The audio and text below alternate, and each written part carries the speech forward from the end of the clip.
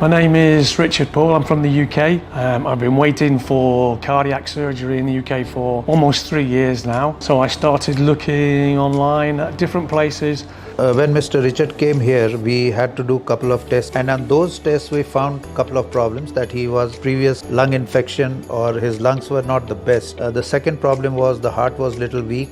I've had a double coronary bypass by minimal invasive surgery, which means instead of the stenotomy where they open you up across the front of your chest, it's a small incision on the left-hand side, 2 grafts and then closed up.